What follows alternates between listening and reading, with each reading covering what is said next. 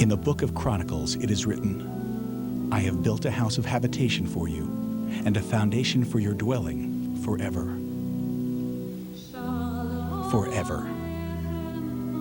For the people who are Temple Israel of Northern Westchester, forever has begun with our first 50 years. Early in July 1948, Jewish residents of the town of Cortland received a letter inviting them to attend a meeting at the Masonic Hall on Riverside Avenue in Croton for the purpose of discussing the creation of an independent liberal congregation. Some 50 residents did attend, and they enthusiastically endorsed a resolution to create such a congregation.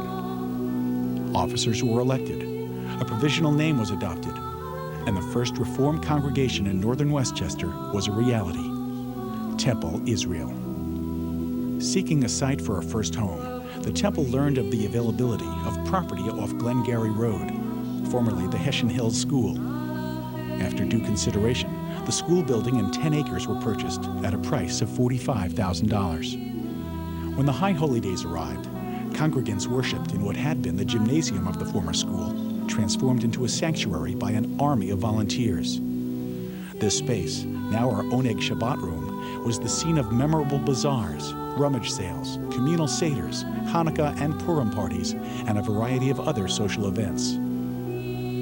Membership continued to grow as families came from an ever-widening geographic area beyond Croton. And in 1955, the name of the congregation was officially changed to Temple Israel of Northern Westchester. The sisterhood flourished. A men's club was created. A youth group began, all part of a multi-dimensional effort to engage more Temple members in the life of the congregation. 3 years later, in 1958, a building drive was well underway to support expansion. Construction began in 1959, the same time that the congregation agreed to adopt the Sephardic pronunciation of Hebrew in our services. It was also at that time that we welcomed a new rabbi, Michael Robinson. He came to us from Pomona, California, where he had led a congregation for 5 years. We met a man who was tall of stature, with a charming and talented wife, and a fine family. And they became important members of our Temple family. We came to know Mike Robinson as a man of deep commitment, someone who personifies the words that to this day shine down on us from above our ark. V'ahavta l're'echa kamocha. You shall love your neighbor as yourself. Wherever freedom or justice was absent, our rabbi spoke up and took action. Mike Robinson did indeed help us to see how our beliefs could and must extend beyond our own doors.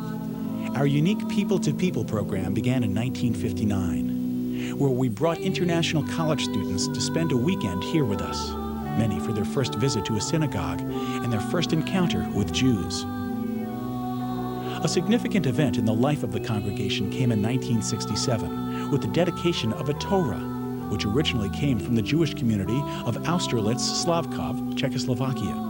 Late in the 1970s, the Croton Interfaith Council determined to sponsor and settle a Cambodian refugee family. Once again, we remembered those words, V'ahavta l're'echa kamocha. You shall love your neighbor as yourself.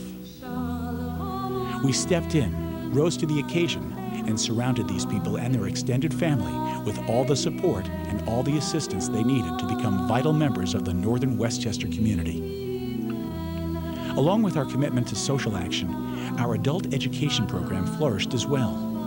In 1974, Miriam Frischman became our first female cantor, and the mid-1970s saw establishment of an experiment that has successfully flourished until today, the Havorah movement.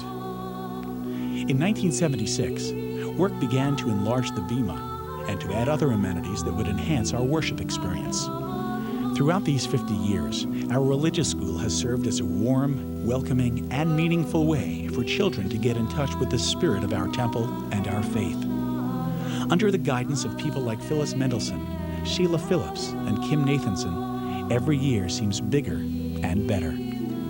Our worship has been led by many talented and devoted people, including lovable cantorial students, and for 29 years, always under the caring direction of Rabbi Robinson. But then in 1989, Mike announced his intention to retire. and many events were planned to be associated with that milestone. Another significant change came in 1992 with a major building improvement project.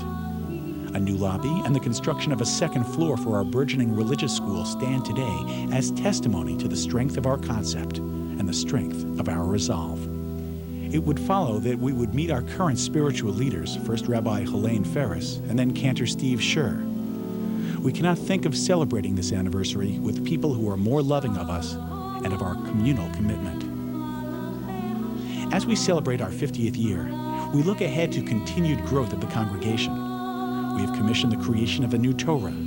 Our Bosnian student, Irma Dedic, is here, and she studies at Bard College with our loving support. Our sisterhood shares the opportunity to celebrate its own 50th anniversary, and our brotherhood flourishes as a thriving and productive arm of our congregation. From a beginning membership of less than 50 families, we have grown to now welcome over 600 families. We have used our first 50 years to establish a house of worship, a place for study, a sense of community for Jewish families across a wide swath of Westchester County. What will the future hold? What do we see when we dream about the next 50 years? Who's to know for sure? But this we do know. We are faithful keepers of a commitment that we as a congregation have never questioned. V'ahavta l're'echa kamocha. You shall love your neighbor as yourself. And as those keepers, when we do strain to look beyond the horizon, we must fix our vision on those words from the Book of Chronicles. I have built a house of habitation for you, and a foundation for your dwelling forever.